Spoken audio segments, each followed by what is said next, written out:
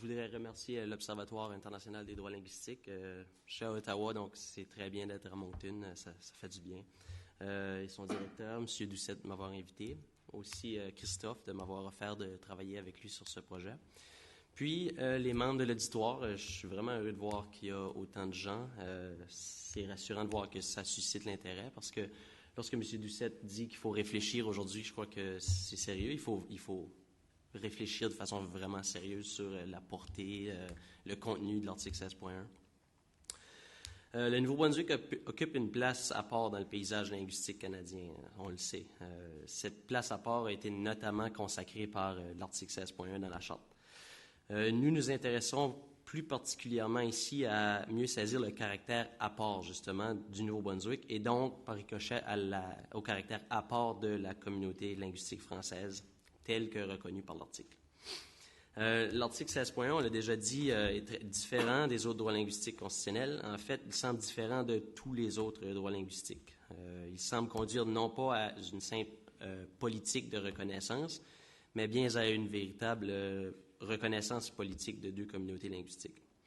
Il semble également, ou il confère également, si la question se pose, des droits collectifs, alors que les autres garanties constitutionnelles, de même que les lois sur les langues officielles, elles, garantissent pour leur part des droits individuels. Dans cette communication, il s'agit de resituer l'article 16.1 dans le contexte politique canadien. Donc, je vais resurvoler l'histoire, mais en mettant l'emphase sur certains éléments. On veut démontrer que l'article 16.1 participe plutôt à la définition d'un modèle spécifique de reconnaissance des langues officielles au Canada, plus qu'il ne s'en dissocie. Nous cherchons en particulier à montrer que les politiques de bilinguisme au Canada tendent à contraindre plus qu'à permettre la reconnaissance des identités collectives et des communautés qui s'en réclament. Pour ce faire, dans un premier temps, je vais tenter de resituer 16.1 dans son contexte juridique et politique en faisant le point à la fois sur les raisons qui ont conduit à son insertion en 1993 et à ses conséquences, notamment juridiques. Ma méthodologie fut celle de dépouiller les revues savantes. Donc, vous comprendrez que lorsqu'on est un étudiant, on n'a pas encore la légitimité de dire des choses. Donc, il faut s'assurer que d'autres gens l'ont dit avant nous. Mais bon, cette méthode-là a quand même des limites. Bien entendu, le discours que j'ai construit, c'est celui d'une élite intellectuelle. Mais quand même, l'analyse de ce discours permet de déceler des paradoxes importants permettant justement de comprendre la portée de 16.1. Donc, je vais raconter son histoire en plaçant l'accent sur deux thèmes. Premièrement, l'absence de locuteur pour l'Acadie. Deuxièmement, le refus de la part de l'État de conférer des droits linguistiques qui sont pourtant revendiqués et même recommandés. Dans un deuxième temps, Christophe propose d'interpréter cet article à la lumière du modèle canadien de reconnaissance des minorités linguistiques, pour mieux en comprendre justement la portée, mais également les limites au regard de ce modèle. Nous espérons, autour de cette interprétation, susciter un débat sur la place qu'occupe aujourd'hui l'Acadie, non seulement au Nouveau-Brunswick, mais au sein de la société canadienne tout entière. Quand Christophe m'a demandé de creuser l'histoire pour comprendre le contexte politique ayant mené à 16.1, j'ai cru qu'il fallait remonter à 1993 et lire les débats de l'époque. Quelle grave erreur. J'ai vite compris qu'il allait falloir lire beaucoup plus que ça. Et puis, donc moi, je suis né en 88. En 93, j'avais d'autres soucis d'un enfant de 5 ans. Je n'étais pas très connaisseur du débat à l'époque.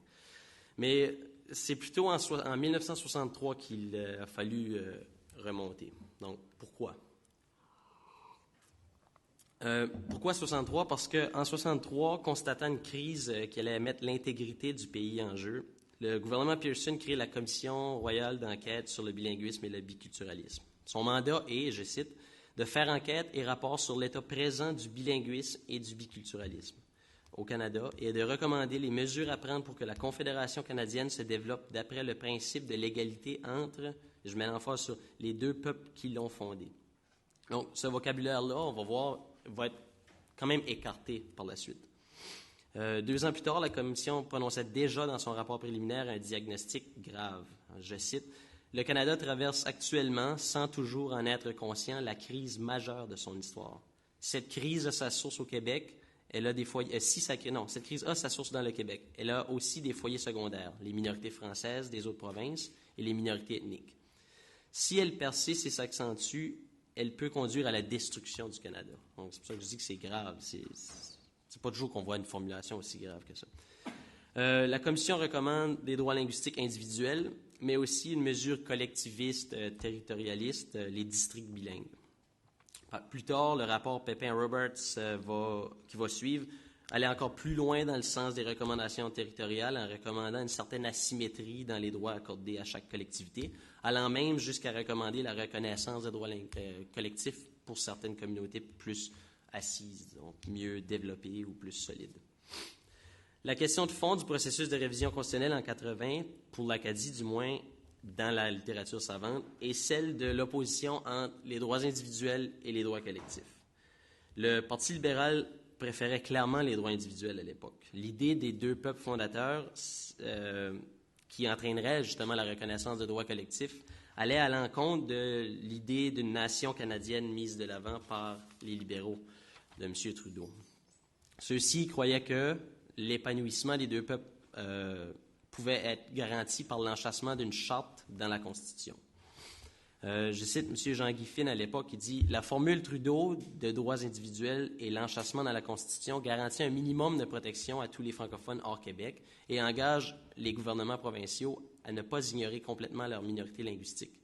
Par contre, elle risque d'affecter fort peu les structures politiques et administratives des provinces et de ne conduire à aucune reconnaissance d'entité collective francophone. » Donc, on souligne ce danger-là, déjà à l'époque. Aussi, on critique le manque d'implication de la société acadienne dans le dossier de la réforme constitutionnelle. M. Jean-Guy Finn y voit un problème de locuteur. Apparemment, personne ne parlait pour l'Acadie à l'époque. L'honorable Michel Bastarache dénonce aussi à l'époque le manque de prise de position de la part des représentants de l'Acadie et de la société acadienne elle-même. Ceux-ci, par exemple, auraient négligé d'exploiter les conclusions du rapport Pépin-Roberts. Le professeur Fouché aussi abonde dans ce sens. Comme nous le savons, nous l'avons vu ce matin, c'est la conception libérale individualiste qui sort victorieuse de ce débat. Seules les recommandations compatibles avec cette idéologie seront adoptées. Ce n'est évidemment pas de mauvaise foi. Les Trudeau, les chrétiens, Marchand, les Serge Royal croyaient sincèrement pouvoir assurer la vitalité des communautés par le biais de droits individuels. Au même moment, on parle de la loi 88. Donc, l'honorable Simard dépose le projet de loi reconnaissant l'égalité des deux communautés, la loi 88. Le ministre avait explicitement déclaré que ce projet de loi était une tentative de contrôler les aspirations indépendantistes. Donc, je trouve que le sujet du colloque, le titre du colloque est particulièrement bien choisi parce que la loi 88, qui devient la 16.1, proclame l'égalité, mais on le fait en réponse à un mouvement qui revendique l'autonomie. Donc, il y a cette relation vraiment symbiotique entre l'égalité et l'autonomie qui est vraiment fascinante. Mais le ministre aussi avoue que c'est une déclaration de principe, et je vais juste citer un passage, il dit « j'ai déclaré que ce projet devant la Chambre était une tentative d'enrayer les frustrations et de donner un nouvel espoir à tous ceux qui préconisent la province acadienne et qui sont prêts à abandonner et à faire sauter la baraque. » On l'a dit, on ne s'en est pas caché, c'est d'abord et avant tout un énoncé de principe. Donc, bien que c'est important, mais c'est quand même un symbole à l'époque. Donc, M. Doucette l'a invoqué, son collègue professeur Poirier commente le projet de loi et comme c'est devenu l'article 16.1, je pense que ses propos sont intéressant et démontre justement comment il s'agit d'une politique de reconnaissance qui vise plutôt à pacifier plutôt qu'une reconnaissance politique visant à permettre l'action politique. Je cite, « Le projet de loi présenté par M. Simard arrive juste à point pour freiner l'élan des indépendantistes en présentant un visage mi-autonomiste, mi-collaborateur. La reconnaissance du principe de l'égalité des deux communautés linguistiques peut suffire pour un temps à apaiser les aspirations d'un peuple combatif. Cependant, ce peuple aura tôt fait de déchanter. L'égalité reconnue, en principe, doit se traduire par une égalité factuelle. Si les deux peuples sont réellement égaux, ils devraient avoir droit à une représentation proportionnelle à leur nombre à l'Assemblée législative et au vote à une double majorité lorsque les questions vitales sont touchées. » Bien entendu, ça, c'est pas le cas, puis je ne sais pas si c'est justement la portée, le contenu de l'article 16.1. On le verra plus tard avec M. Roussel. Aussi, donc on le sait, ensuite, la Charte est adoptée. ce sont des droits individuels. Ceux-ci, on ignore les droits collectifs. Les tribunaux vont donner une portée collectiviste, mais notre présentation, puisqu'on se situe sur le plan de la reconnaissance, il faut quand même constater que ce sont des droits individuels. Donc, c'est le libéralisme politique exprimé dans Cité libre par Trudeau à l'époque qui triomphe.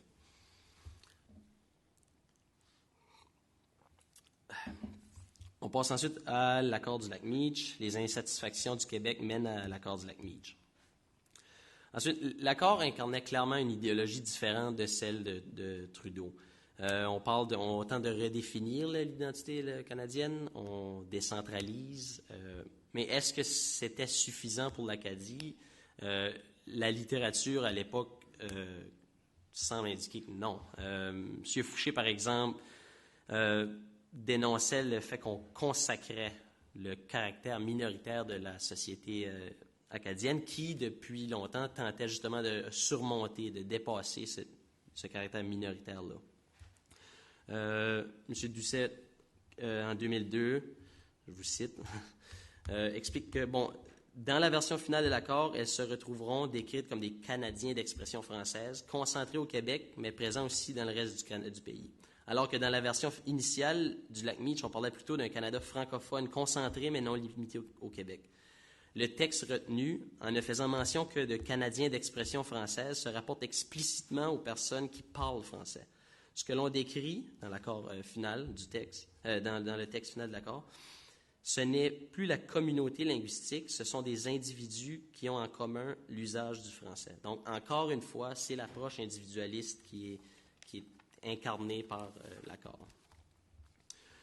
Donc, M. McKenna adopte une entente à l'effet que la loi 88 allait être enchâssée.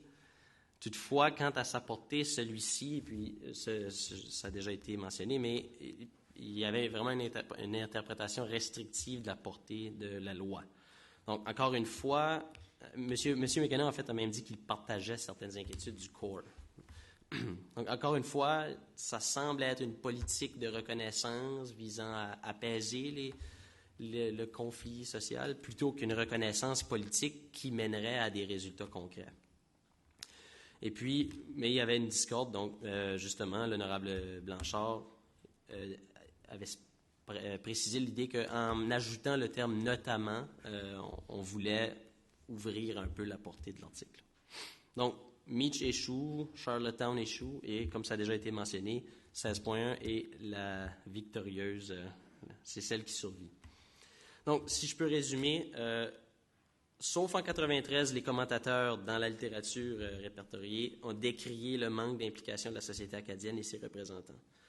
À chaque étape historique, on a soulevé la pertinence des droits collectifs, mais ces suggestions sont ignorées. Les commentateurs ont systématiquement critiqué le caractère ambigu, incertain et déclaratoire des droits linguistiques constitutionnels. Donc, on met l'emphase sur politique de reconnaissance et non reconnaissance politique.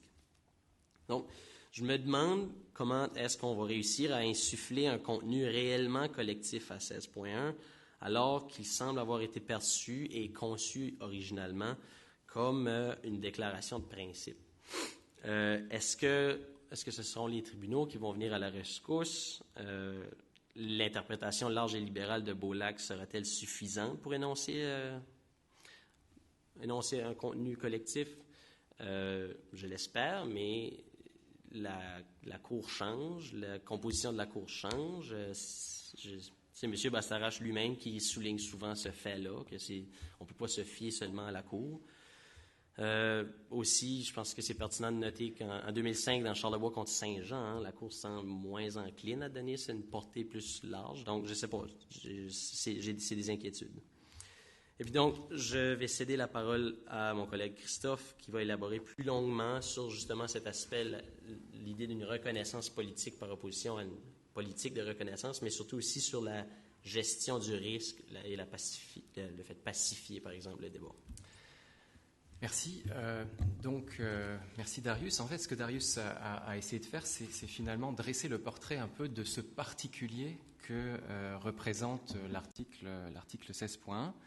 Moi, je vais ici faire un peu ce qu'on appelle pompeusement dans le langage sociologie politique, une espèce de montée en généralité, essayer de comprendre finalement le contexte global. Et finalement, pour mieux comprendre la portée et les limites de 16.1, il faut comprendre finalement dans quel contexte on a élaboré cet article, et on le pense et on l'interprète aussi. Donc c'est ce que je vais essayer de faire. Donc je vais partir de cette explication pour mieux comprendre comment fonctionne le modèle de reconnaissance du bilinguisme qui a généré cet article. On se posera la question de la place qu'occupe dans l'espace politique canadien. Pour l'instant, on a surtout parlé en juriste, et je vais essayer finalement d'introduire un peu plus d'analyse politologique. C'est mon boulot finalement. Donc, essayer de voir finalement la place qu'occupe dans l'espace politique canadien cette disposition 16.1. Dit autrement, quelle est l'utilité politique de cet article pour la minorité francophone du Canada? Je vais donc moins parler de 16.1 que du cadre de référence et des grands principes politiques à travers lesquels il semble avoir été pensé et élaboré, et dont Darius a fait rapidement allusion. On parle souvent en effet d'un article 16.1 permettant de reconnaître les communautés. Mais s'agit-il d'une sorte d'exception qui confirmerait la règle au Canada, comme l'a suggéré Darius dans la première partie de notre communication? Donc on va partir de cette notion de reconnaissance un peu floue, un peu confuse, qui fonctionne souvent comme une auberge espagnole. Hein. On y met finalement ce qu'on souhaite y voir apparaître, en nous questionnant d'abord non pas sur ses modalités, mais sur sa fonction dans l'espace politique. L'idée générale, c'est que la notion de reconnaissance vise en fait à répondre à la problématique du conflit qui se pose dans nos sociétés politiques et qui peuvent parfois déboucher sur une remise en cause du lien social. Dit plus abruptement, et Darius en a fait allusion, c'est l'idée que le conflit peut à terme menacer l'unité nationale, l'unité du Canada. La reconnaissance ne vise donc pas à nier le conflit, et c'est souvent un contresens qu'on fait par rapport à la politique de reconnaissance. Reconnaître, c'est finalement faire disparaître le conflit. Ben non, c'est finalement l'aménager. Donc la reconnaissance ne vise donc pas à nier le conflit, ni même à l'éviter. On a toujours une mauvaise image du conflit, du désaccord, qui est divisif, qui est délétère dans une société, mais ce conflit a son utilité, surtout quand il est régulé. Il est indispensable aux politiques, à la prise de décision, à l'exercice du débat dans une démocratie. La reconnaissance ne doit donc pas conduire à faire disparaître le conflit politique, mais plutôt à le domestiquer, à le pacifier pour le rendre productif, à même de définir un avenir politique. C'est à travers finalement l'interaction des conflits qu'on en arrive à inventer ou à penser l'avenir. Il s'agit donc, à travers la reconnaissance, d'aménager l'espace politique, de permettre l'expression des clivages et non leur disparition, et par là de les dépasser pour agir. Il s'agit de reconnaître pour éviter qu'un des conflits politiques ne remette en question le contrat social qui a été évoqué plusieurs fois, passé entre les citoyens, ou comme le dit Joseph Yvon Thériault si bien, la capacité des individus à faire société. En la matière, il faut souligner le rôle crucial que joue l'État régulateur des conflits. Chaque État aménage comme il le peut, comme il le veut aussi, en fonction de son histoire et des rapports de pouvoir qui existent au sein de la société, cet espace du conflit. Il exerce aussi une fonction de pacification indispensable au faire société, mais aussi indispensable au maintien de l'autorité de l'État.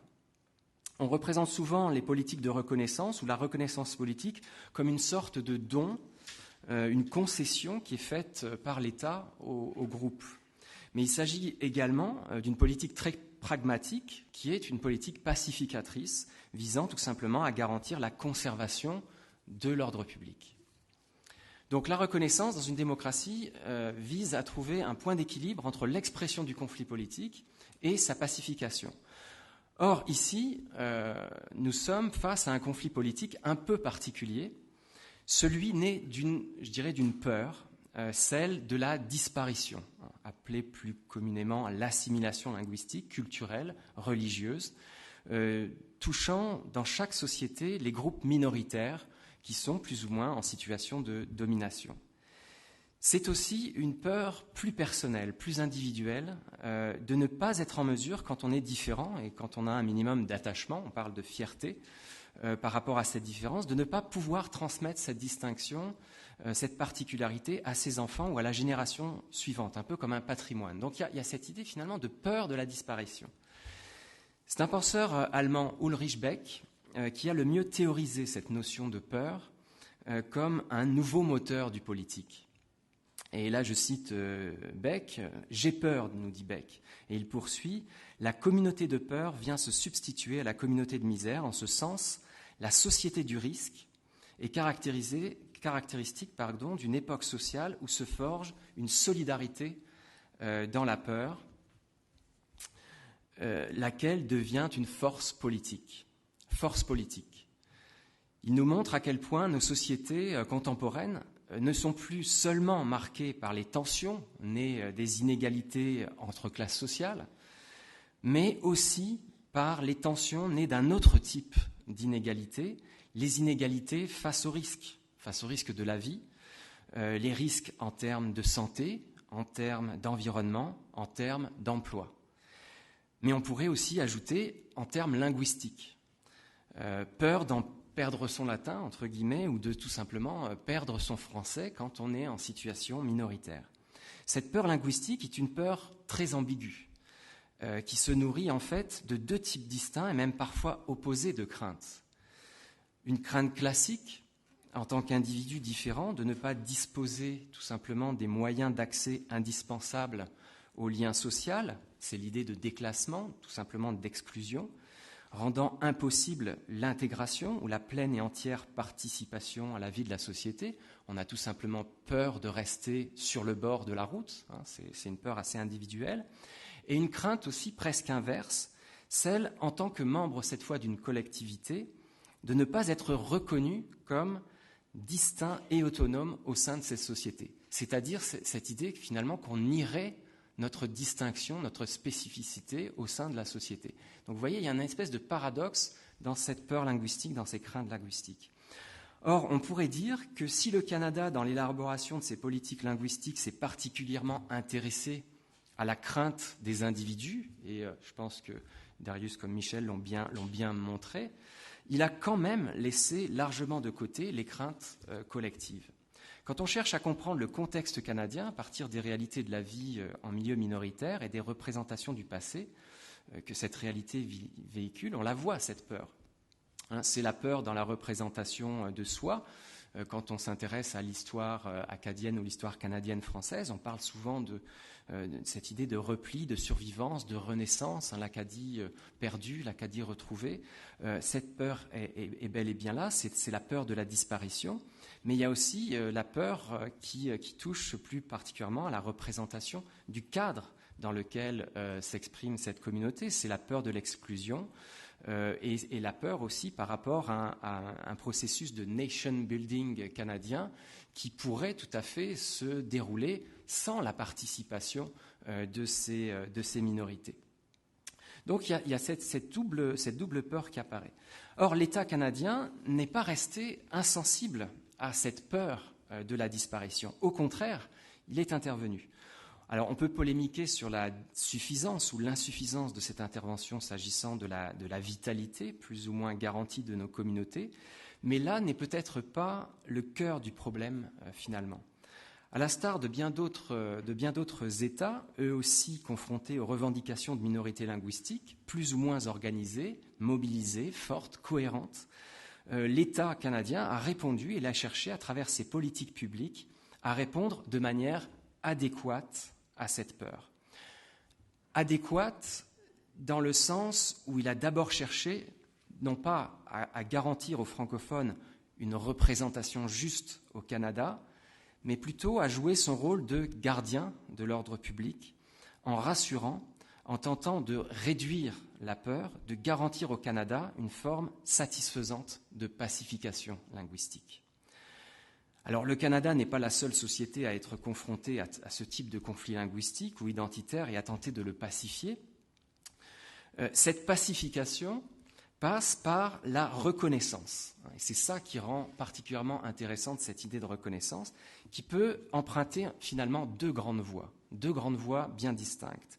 La première, la plus classique, c'est celle tout simplement de l'autonomie, à travers un renouvellement possible des cadres de l'État national et la mise sur pied d'une forme de reconnaissance politique, plus ou moins territorialisée, mais toujours traduite par l'établissement d'une représentation politique distincte et d'institutions propres, avec l'idée finalement d'une responsabilité politique de ces institutions. C'est la voie suivie de manière radicale, notamment par la Belgique, chacun connaît ce cas-là, à travers une renégociation lente, technique, d'un vivre ensemble et l'invention d'un État non plus unitaire, mais fédéral. C'est de manière plus générale la voie suivie dans la plupart des pays démocratiques d'Europe confrontés à la question de l'aménagement d'une forme de reconnaissance de la minorité. C'est le cas, par exemple, en France, avec la Corse, la Nouvelle-Calédonie, la Polynésie française, où cette France républicaine, unitaire et indivisible, comme on la présente souvent, est finalement capable d'aménager, y compris dans ce contexte-là, une forme de représentation politique pour des sociétés distinctes. Dans cette perspective, la dimension identitaire est centrale, et la langue, comme les éléments culturels, se trouvent liés de manière décisive. Dans cette perspective également, l'État ne joue pas le rôle central dans la définition du faire communauté. Ce sont les communautés elles-mêmes qui conduisent cette réflexion et qui, à travers leurs institutions, établissent leur propre projet de société. C'est l'idée d'une reconnaissance politique se traduisant notamment par une responsabilité politique attribuée à une autorité distincte. On appelle ça une gouvernance en quelque sorte. La seconde voie, c'est celle d'une forme de mutualisation des risques liés à l'assimilation à travers l'aménagement de politiques de reconnaissance linguistique dans le cadre non plus de l'État national, mais cette fois de l'État-providence. On change complètement de cadre de référence. Il ne s'agit plus de répondre par l'autonomie aux angoisses suscitées par l'assimilation ou la constatation inquiétante, recensement après recensement, des transferts linguistiques d'une communauté à une autre, mais de reconnaître qu'au sein de la communauté des citoyens, certains sont plus fragiles que d'autres et que cette fragilité rend nécessaire des protections particulières, l'établissement de protections particulières. D'une certaine manière, l'État se pose en protecteur du citoyen fragilisé, du citoyen en situation de faiblesse. C'est cette seconde voie, plus compassionnelle qu'autonomiste, que semble avoir choisi l'État canadien depuis la fin des années 60, à travers la mise sur pied de programmes de protection des communautés de langue officielle en situation minoritaire, et en faisant de la diversité culturelle et de la reconnaissance officielle des deux langues des piliers majeurs, mais distincts, du nation building canadien. Le Canada, en institutionnalisant le bilinguisme, a voulu rendre vaine et légitime toute forme de demande de reconnaissance politique particulariste fondée sur la langue, en permettant à chaque individu, partout au Canada, de réclamer ou non, d'ailleurs, le droit d'utiliser la langue officielle de son choix. Donc l'idée n'est plus cette fois de reconnaître politiquement, mais plutôt d'établir des politiques de reconnaissance au sein d'un même espace politique dont les acteurs peuvent ou non se saisir. Et on l'a vu, c'est bien le problème qui se pose par rapport à 16.1. Donc, on peut tout à fait lire, je dirais, les principaux éléments du modèle canadien de reconnaissance à travers cette approche canadienne à la fois pacificatrice en termes d'objectifs et compassionnelle en termes de moyens. Alors, j'ai malheureusement pas le temps de justement passer à travers cette histoire. Je pense que Darius a bien dressé le portrait de des questions constitutionnelles qui se sont posées depuis la commission Laurando-Dunton, cette idée finalement qu'on a flirté d'une certaine manière avec la reconnaissance politique dans les années 60, et puis l'abandon progressif de cette voie au profit d'une politique de reconnaissance beaucoup plus globale, beaucoup plus diffuse, beaucoup plus éclatée, qui finalement a conduit à la définition de politiques à l'égard des minorités linguistiques qui sont caractérisées par l'adoption d'un certain nombre de politiques publiques qui ont été plus ou moins investies par les acteurs dans une série de secteurs. Donc il y a effectivement une institutionnalisation qu'on constate des minorités dans un certain nombre de secteurs, mais il manque peut-être un lien entre ces différents types d'institutionnalisation. Et c'est peut-être là où le bas blesse, hein. C'est que finalement, à travers des politiques de reconnaissance, on en arrive à l'absence à la fois d'une définition de ces communautés. Quand on s'intéresse aux textes légaux, à la Constitution, où se trouvent les communautés? Où sont-elles désignées? On ne les désigne pas, et c'est un casse-tête, et je pense que Michel a bien insisté sur cette question. On n'arrive pas à désigner les communautés. Ces communautés sont tout simplement inexistantes dans les textes de loi, la législation. Elles ne sont pas reconnues politiquement. Ça, c'est bien clair. Et finalement, le deuxième élément, c'est corollaire du premier. Il n'existe pas au Canada de gouvernance communautaire. S'il n'existe pas de communauté, il ne peut exister de gouvernance communautaire. Donc il est assez difficile, assez problématique de parler dans ce contexte-là de gouvernance communautaire. Si on ne peut pas, finalement, quand on est une communauté, choisir ses gouvernants et choisir aussi les secteurs dans lesquels on souhaite investir le bien public de la collectivité. Finalement, les francophones ne peuvent pas décider que l'éducation est plus importante que, je ne sais pas moi, l'asphaltage des routes, pour reprendre l'exemple qui a été proposé tout à l'heure. Il n'y a pas cette capacité de décider l'endroit qui est le plus essentiel, le plus vital pour la communauté. Et ça, c'est un problème majeur au Canada. Voilà.